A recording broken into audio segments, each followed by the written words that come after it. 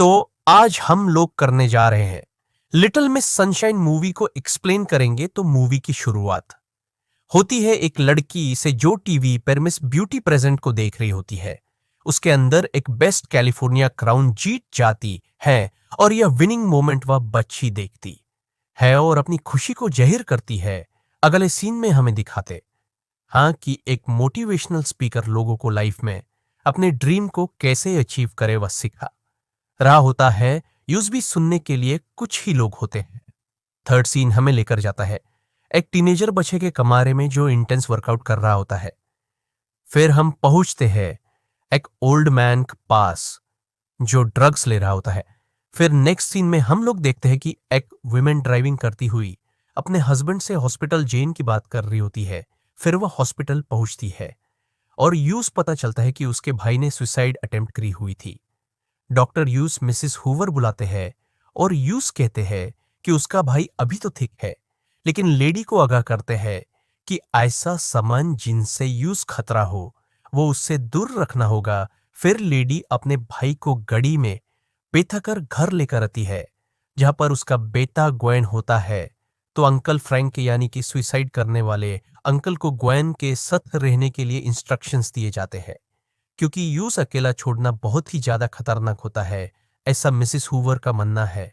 और वैसे भी वो अपने भाई को प्रोटेक्ट करना चाहती थी। तभी वो अपनी डॉटर ओलिव को आवाज देती है जो अपने ग्रैंडफादर के साथ रिहर्सल कर रही होती है।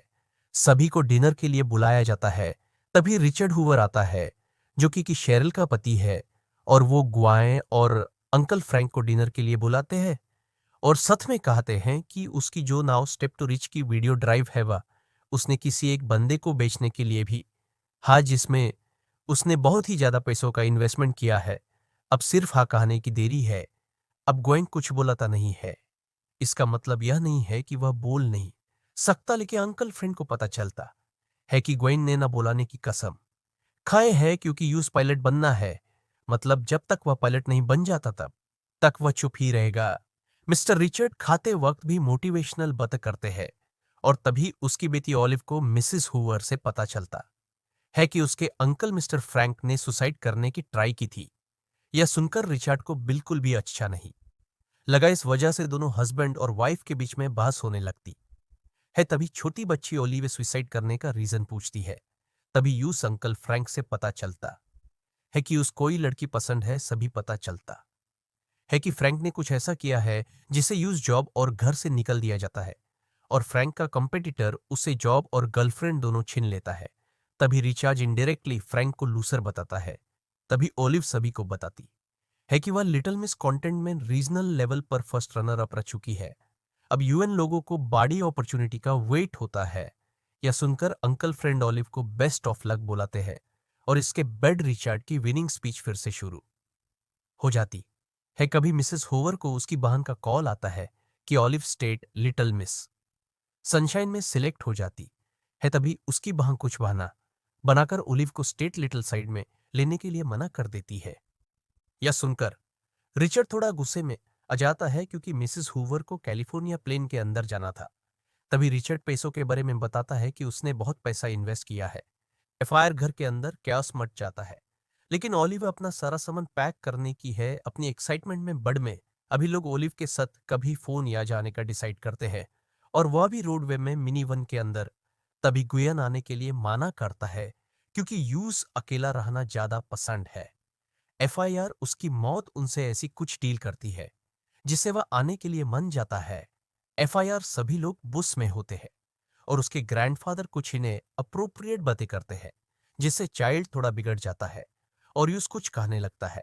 एफआईआर पूरी फैमिली एक रेस्टोरेंट पर खाने के लिए रुकती है और सभी लोग अपने अपने तरह से कुछ न कुछ ऑर्डर करते हैं। तभी ऑलिव अपने लिए एक आइसक्रीम मंगाती है और तभी रिचर्ड उसे आइसक्रीम ना खाने के लिए कहती है क्योंकि उससे वह बाड़ी हो जाएगी, जिससे ओलिव डर जाती है। फिर उसकी मदर उसकाती है कि उनसे कुछ फर्क नहीं पड़ता कि तुम मोटी हो या पतली, सभी को रिचर्ड की बात अच्छी लगती नहीं है। फिर भी रिचर्ड यूज मेसी कैलिफोर्निया के बारे में बताता है कि वह कितनी स्किनी है क्योंकि वह आइसक्रीम नहीं खती। ओलिव आइसक्रीम खाने से मना कर देती है। बड़ में सब यूज चिढ़ते हैं और वह आइसक्रीम खा लेती हैबर्ड में उन लोगों की गाड़ी बैंड हो जाती है और मैकेनिक यूज धक्का लगाकर स्टार्ट करने के लिए कहता। हैबर्ड में सभी लोग उस धक्का लगाते हैं और अंदर बैठ जाते हैं। यह करने में सबको बहुत ही ज्यादा मजा आता है। फायर रिचर्ड एक इंपॉर्टेंट कॉल करने के लिए रुकता है और ऑलिव और उसकी मदर फ्रेश होने के लिए रुकते हैं। बाद में हस्बैंड और वाइफ के बीच में कुछ बहस होती है पैसों की वजह से। फिर अंकल फ्रैंक को वही बॉयफ्रेंड मिलता है जो कि उसे पसंद था और उसे देखकर वह थोड़ा नर्वस हो जाते हैं। बाद में गाड़ी में बैठने के बाद उसे पता चलता है कि ऑलिव को उसे लोगों ने पीछे छोड़ दिया। फिर वह लोग उसे लेने वापस जाते हैं। बाद में ट्रैवलिंग करते हुए रात हो जाती है। फिर वह लोग एक होटल में रुकते हैं जहां पर फिर से रिचर्ड और मिसेस हुवर के बीच में लड़ाई होती है और इस बार बात डिवोर्स तक चली जाती है जहां पर रिचर्ड अपना पैसा डुबा देता है। तभी ऑलिव और उसके ग्रैंडफादर प्रैक्टिस कर रहे होते हैं। तभी ऑलिव उसके ग्रैंडफादर से कुछ सवाल पूछता है कि क्या मैं खूबसूरत हूं। तभी उसके ग्रैंडफादर उसे बताते हैं कि तुम दुनिया की सबसे खूबसूरत बच्ची हो। तभी उसके मन को दिलासा होती है। अगली सुबह जब ऑलिव उठ के उसके माँ बाप के पास आती है और कहती है कि ग्रैंडफादर काफी देर से उठ नहीं रहे हैं, तभी उसे वह लोग अस्पताल लेकर जाते हैं और वहां पर पता चलता है कि उसके ग्रैंडफादर की डेथ हो चुकी है। ये देखने के बाद ऑलिव काफी निराशा होती है और बाद में ऑलिव की मदर उसे इस साल कंपटीशन में न जाए और अगले साल जाए ऐसा कहती है। लेकिन रिचर्ड उसे मन करता है और उसे कहता है कि हम ग्रैंडफादर की डेड बॉडी को रास्ते के अंदर डिसाइड करेंगे कि फ्यूनरल कैसे करेंगे। और तभी वह लोग डेड बॉडी को पीछे से निकालकर गाड़ी के अंदर डाल के चले जाते हैं और इतना बड़ा रिस्क लेते हैं। तभी रास्ते में उसके पीछे पुलिस की गाड़ी उसे गाड़ी रोकने के लिए कहते हैं और अपना पीछे का दरवाजा खोलने के लिए कहते हैं। तभी रिचर्ड दरवाजा खोल के दिखता है। तब पुलिस वाले की नजर डेड बॉडी पर नहीं पड़ती बल्कि वहां पर रखे हुए एडल्ट मैगजीन पर पड़ती है और वह उसे मैगजीन को ले लेता है और उन लोगों को जाने देता है। रास्ते में उसे जल्दी जाना होता है क्योंकि उन लोगों को 3 बजे से पहले पहुंचना था। रास्ते में ऑलिव उसके भाई का कलर विजन का टेस्ट लेती है।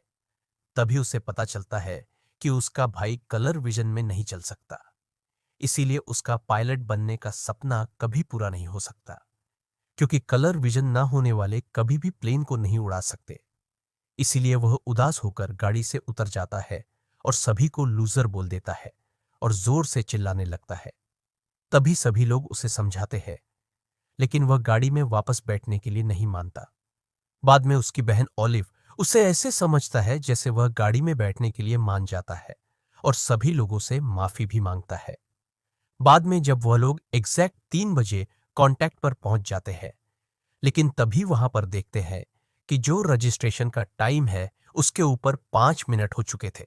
इसीलिए वहां पर बैठी है लड़की उसका रजिस्ट्रेशन करने से मना कर देती है, लेकिन बाजू में बैठा हुआ एम्प्लाई उसका रजिस्ट्रेशन करवा देते हैं और ऑलिव के फादर रिचर्ड अपने फादर की डेड बॉडी का भी बंदोबस्त कर देते हैं और उसको भिजवा देते हैं। बाद में वहां पर कांटेक्ट पर बहुत ही सारी लड़कियां थी और उसमें से ऑलिव ने सबसे ज्यादा सिंपल ड्रेस पहना था और कम मेकअप किया था।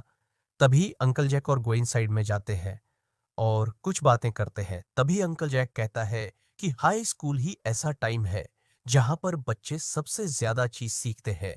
और तभी गोइंग कहता है कि यह सब कुछ बेकार है, जैसे कि यह ब्यूटी कॉन्टेस्ट एक केस बाद 1 साल आता रहेगा। और कहता है कि हमें यही करना चाहिए जो हमें पसंद है, बाकी सब बेकार है। और वह एकेडमी भी छोड़ देता है और दोनों खुशी खुशी वापस आ जाते हैं। तभी ऑलिव परफॉर्मेंस करती है और अपने ग्रैंडफादर ने सिखाया हुआ एडल्ट डांस करती है और तभी सभी लोग सवाल करने लगते हैं, लेकिन उसकी फैमिली उसे सपोर्ट करने के लिए स्टेज पर आ जाती है। बाद में ऑलिव डिस्क्वालीफाई हो जाती है, लेकिन सभी यह सोचते हैं कि इस साल नहीं तो अगले साल। और ऐसा सोचकर सभी अपनी बस को धक्का लगाकर खुशी खुशी वहां से चले जाते हैं और अपनी लिटिल मिस सनशाइन को ढूंढ लेते हैं। और यहीं पर यह मूवी खत्म होती है।